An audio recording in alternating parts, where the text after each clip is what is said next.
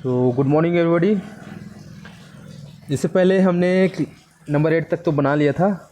Number 9 देखिए, common difference of two arithmetic progression is same if the difference of their 19th terms is 99, then what will be the difference of their 999th terms. ठीक है, तब उसका 999th term क्या होगा। ठीक है, इसको सॉल्व करते हैं। फिर solve first we let the first terms.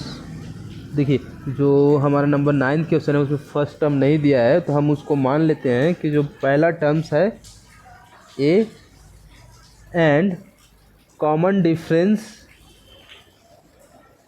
ठीक है, कॉमन डिफरेंस को मान लेते हैं हम। Common difference equal to 1। ठीक है, मान लेते हैं कि जो है कॉमन डिफरेंस कितना है, 1 है ना। तो उसके बाद नंबर ऑफ टर्म्स दिया हुआ है। देखिए, number of terms equal to है 99। यूजिंग फार्मूला, जो हमने फार्मूला पढ़ा है, कौन सा फार्मूला पढ़ा है, nth टर्म्स का है ना। nth टर्म्स इक्वल टू होता है a plus n minus 1 into D. अब देखिए, nth टर्म्स दिया हुआ है 99 रख देते हैं हम। देन आफ्टर a का वैल्यू a ही लिए हैं, और n माइनस 1 मतलब 99 टर्म्स निकाले हैं, तो 99 माइनस 1, और d का वैल्यू रख लिए हैं 1 लिए हैं, है ना। तो ये हो गया। तो देखो, है ना, ये हो गया। अब इसको क्या कर लेते हैं, मल्टीप्लाई कर लेते हैं हम। यार बीच में ये प्लस छूट ही जाता है ना, प्लस मत भूलने देना। ए प्लस ये हो जाएगा 99 में 1 माइनस करके 1 से मल्टीप्लाई कर देंगे, मतलब ये हो जाएगा 98। और ए का वैल्यू फिर मिल जाएगा हमको 98 को जब उधर ट्रांसफ़र कर देंगे, तो ये हो जाएगा 99 माइनस 98, इट मीन्स 1। ठीक है, ए का वैल्यू मिल गया, मतलब फर्स्ट टर्म मिल गया हमको, ए मिल गया। अगेन क्या करेंगे, nth टर्म्स का फॉर्मूला लगाते हैं, है ना। और nth terms equal to a minus 1 n minus 1 into D, है ना। देखिए 1 मिल गया हमको, तो ये वाला फॉर्मूला एक पढ़े थे उसमें पुटअप कर देंगे, तो 99th टर्म्स क्या हो जाएगा हमारा। चलिए, a माइनस 1 नहीं करते हैं इसको, इसको प्लस रखो, है ना। a plus n minus 1 into D. अगर हमको 999th टर्म्स चाहिए, तो a का वैल्यू मिल गया 1 प्लस n हमको, मतलब 999 माइनस 1, और इंटू डी मीन्स 1, है ना। तो ये क्या हो जाएगा, देखिए 999 में 1 माइनस कीजिए तो 998 मल्टीप्लाई 1 998, और फिर एक प्लस कर दिए, इट्स मीन्स 999 ही रहेगा। ठीक है, ये हो जाएगा 999 टर्म्स। ओके, क्लियर है सबको, any doubt everybody.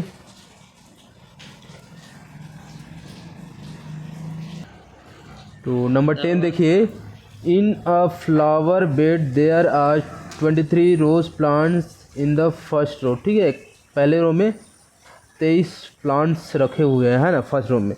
21 in the second, 19 in the third, and so on. There are 5 rows plant in the last row. How many rows are there in the flower bed. ठीक है, देखो अब इस प्रकार से हमको एक सीक्वेंस मिल रहा है, अरिथमेटिक प्रोग्रेशन। बेशक उसको वर्ड में दिया हुआ है, लेकिन जब उसको हम एक अरिथमेटिक एक सीरीज़ में लेंगे तो सीरीज़ में क्या मिलेगा हमको 23, 21, 19 सो ऑन, और उसका लास्ट टर्म दिया हुआ है, मतलब लास्ट टर्म हमको मिल जाएगा 5। ठीक है, तो क्या करेंगे उसके थ्रू हम ए का वैल्यू तो 23 हो जाएगा, कॉमन डिफरेंस 23 माइनस 21 कर लेंगे, नहीं 21 माइनस 23 करेंगे तो -2 मिल जाएगा हमको। उसके बाद हमको कितने टर्म्स पूछा गया है ना, how many rows are there in the flower bed, मतलब कितने टर्म्स होंगे वही है ना, मतलब या कितने रो होंगे। तो उसके लिए क्या करना, nth का फॉर्मूला लगा लेना, लास्ट टर्म जो दिया रहे l का वैल्यू, तो l is equal to a plus n minus 1 into d, और l का वैल्यू दिया हुआ है 5, उसके बाद उसमें ट्रांसफ़र करके n का वैल्यू निकाल लोगे, जैसे इससे पहले एक्सरसाइज में हमने पढ़ा था, है ना। नंबर 11 देखिए, Sanjay saved ₹5 in the first week of a year, then increased his weekly saving by ₹1.75. If in the nth week his weekly saving was ₹20.75, find n, है ना। तब हमको nth फाइंड करना है, तो देख लो, लेट ले लेना, नंबर ऑफ टर्म्स n ले लेना, फर्स्ट वीक में ₹5 और फर्स्ट टर्म मतलब 5 हो जाएगा, और वीकली इंक्रीज मतलब वही कॉमन डिफरेंस है, जो इंक्रीज हो रहा है वो कितना क्या है, कॉमन डिफरेंस है। ठीक है, 1.75, तो ये डी का वैल्यू हो गया। और उसके बाद जो है लास्ट सेविंग भी दिया हुआ है 20.75, it's means value of L last term. ठीक है, लास्ट टर्म दिया हुआ है, तो लास्ट टर्म का एक फार्मूला जो पढ़ाए थे सेम वही फार्मूला तो फिर पुट कर देना, पुट करने के बाद आगे फिर वो बन जाएगा जी, है ना, a plus n minus 1 into D रखोगे, बन जाएगा फिर आसानी से। इससे पहले वाले क्वेश्चन जैसे हमने वैल्यू निकाला है सेम वही वैसी प्रोसेस करना है और सॉल्व करना है इसको। उसके बाद बच्चे पूछ रहे हैं नंबर 17th टर्म्स, और आई होप बाकी तो सेम है, अगर आप ध्यान से पढ़ेंगे तो सारे के सारे प्रश्न सॉल्व होना अनिवार्य है और होगा भी, है ना। बस शर्ते आप ध्यान से प्रैक्टिस कीजिए और प्रैक्टिस करते रहिए लगातार। नंबर 17 देखिए, how many 3 digit number are divisible by 3। ठीक, ऐसे नंबर हमको बताना है जो 3 डिजिट का हो और डिविजिबल बाय 3 हो, कितने नंबर हो सकते हैं, है ना। तो देखिए इसके लिए हमको सॉल्व करके बताया जाए कि बता दिया जाए ऐसे। ठीक है, देखिए सीरीज़ ले लेना, सीरीज़ कैसे लोगे, मल्टीपल ऑफ 3 लेना। ठीक है, सीरीज़, क्योंकि multiple of 3 is also divided by 3, है ना। मतलब हम 3 का मल्टीपल लेते हैं तो क्या हो जाएगा, 3 से डिवाइड हो जाएगा, और जब उसको,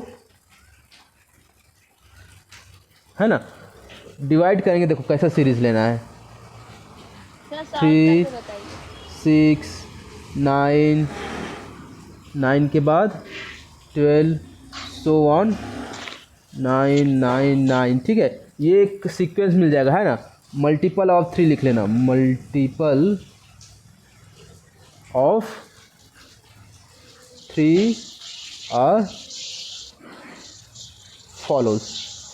ओके, ये देखिए ये 3 का मल्टीपल है, और ये अगर हम इसको लेते हैं तो जाहिर सी बात है सारे नंबर 3 से डिवाइड हो जाएगा, है ना।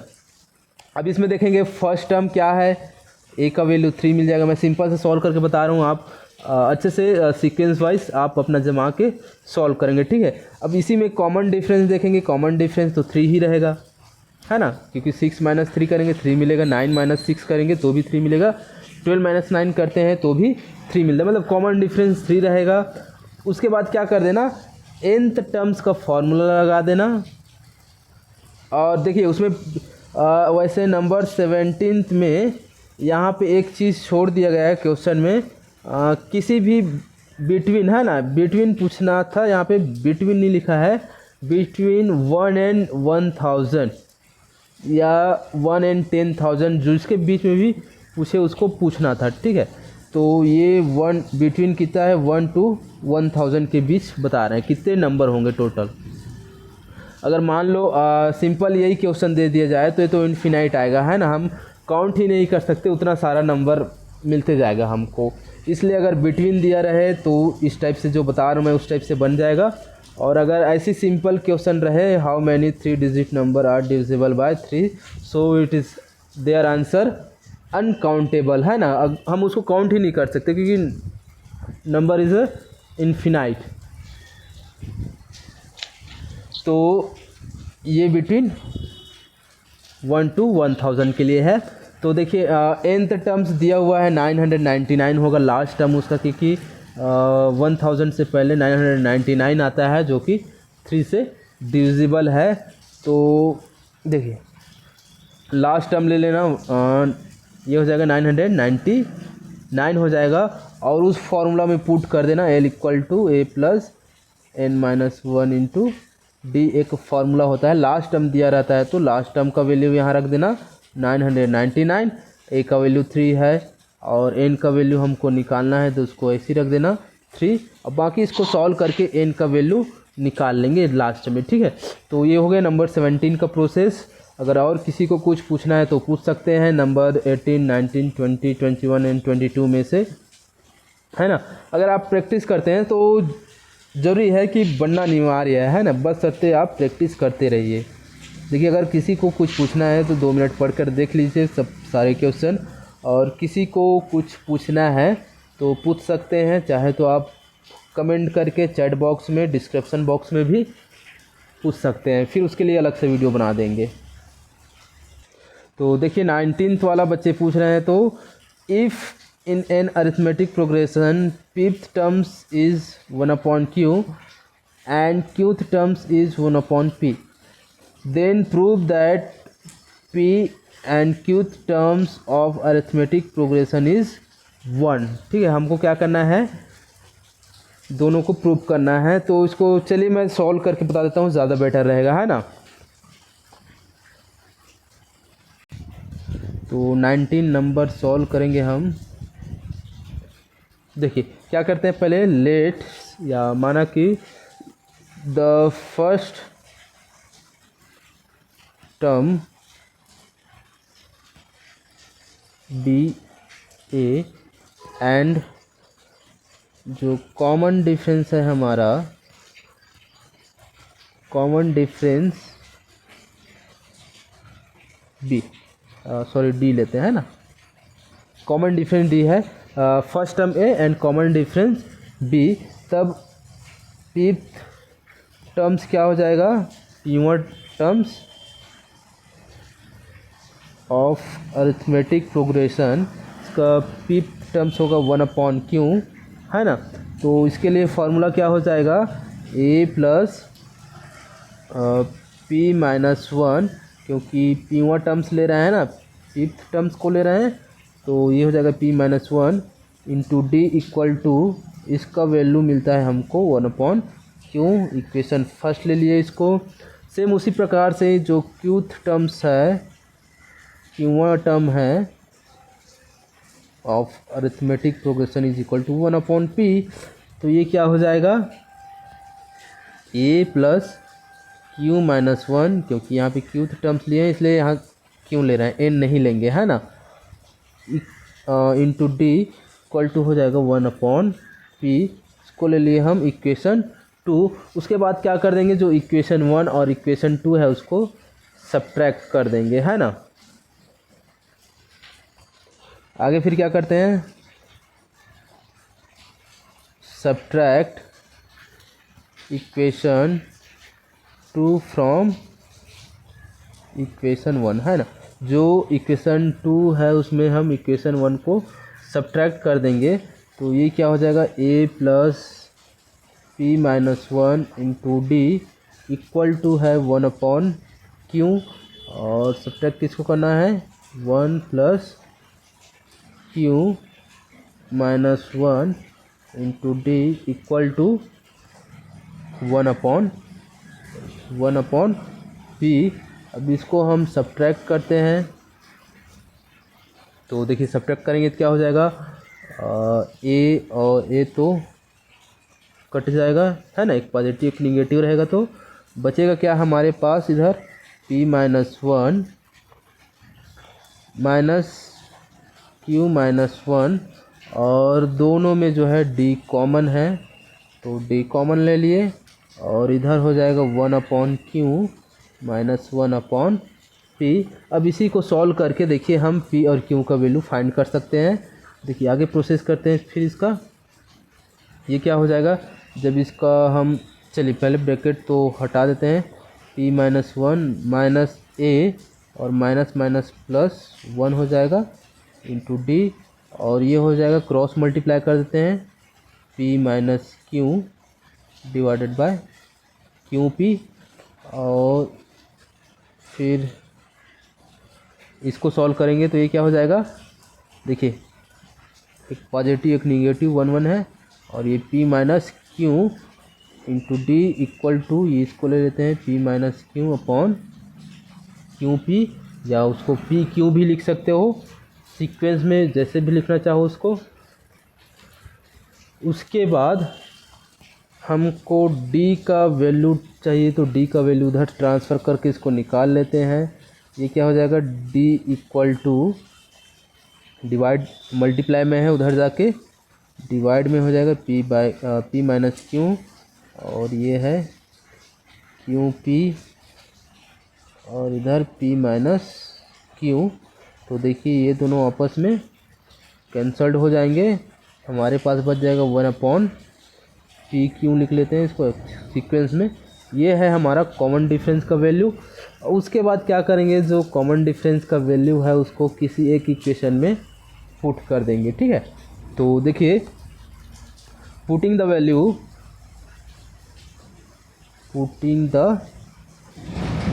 वैल्यू इन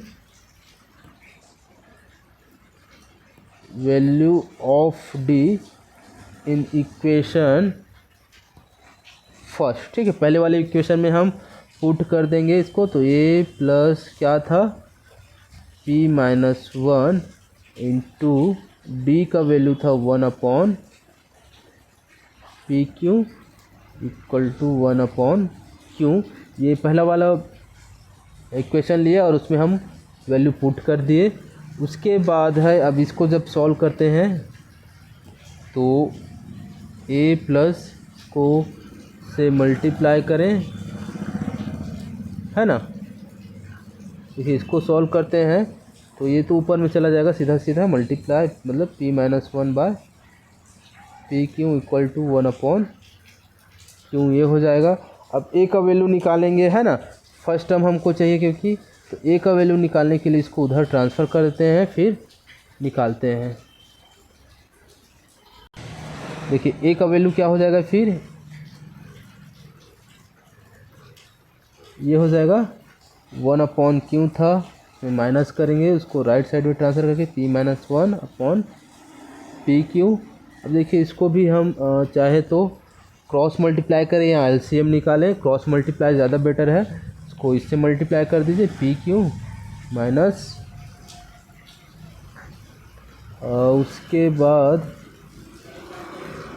आई थिंक ये q है ना, तो p का बस वो करना पड़ेगा, या फिर चलिए इसको पहले देखते हैं ना। अब इसको इसके साथ फिर करेंगे तो p क्यू हो जाएगा ये, और माइनस हो जाएगा ये q, ठीक है, डिवाइडेड बाय p क्यू। इसको करेंगे तो अब मल्टीप्लाई करेंगे तो वैसे स्क्वायर आ जाएगा, स्क्वायर आने के बजाय हम बेटर है कि यहाँ पे एलसीएम निकालें, है ना। क्या कर देते हैं, पहले तो एलसीएम निकाल लेते हैं। ये देखिए इसमें जो है क्यू से, सॉरी p से मल्टीप्लाई करना पड़ेगा, तो ये हो जाएगा p अपॉन क्यू पी, और minus p minus one upon p Q. अब ये हो जाएगा, देखिए p माइनस वन हो जाएगा ये, और ये हो जाएगा क्यू पी या पी क्यू करो, एक ही है, ठीक है। तो देखिए ये हो जाएगा।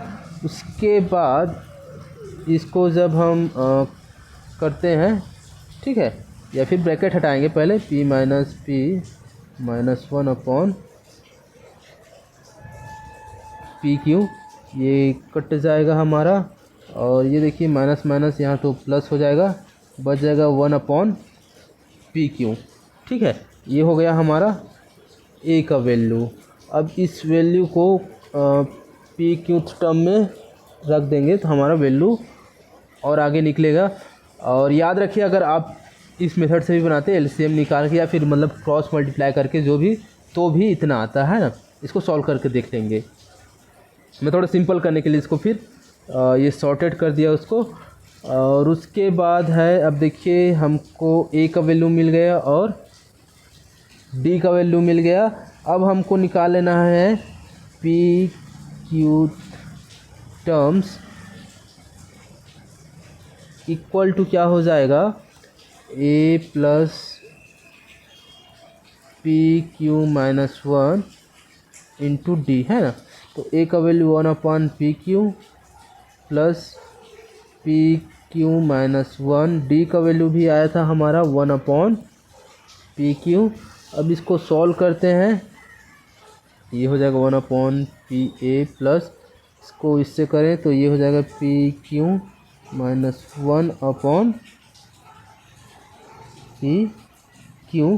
देखिए बेस सेम है हमारा, तो इसको हम प्लस कर देंगे, है ना। तो ये हो जाएगा पी क्यू, ये 1 प्लस पी क्यू माइनस 1, ये पॉजिटिव निगेटिव कट गया, बचेगा क्या हमारा P Q upon P Q, 1 जा में चला जाएगा 1, और यही हमको क्या करना था, इसमें प्रूव करना था, ठीक है। तो इस प्रकार से इसको सॉल्व कर लेंगे। और फिलहाल आज के लिए तो इतना ही, समय हो गया है। मिलते हैं अगले सेशन में, और इसमें का जितने भी जो क्वेश्चन बचे हैं उसको आप प्रैक्टिस कीजिए और होमवर्क कीजिए। सो बाय बाय, गुड डे।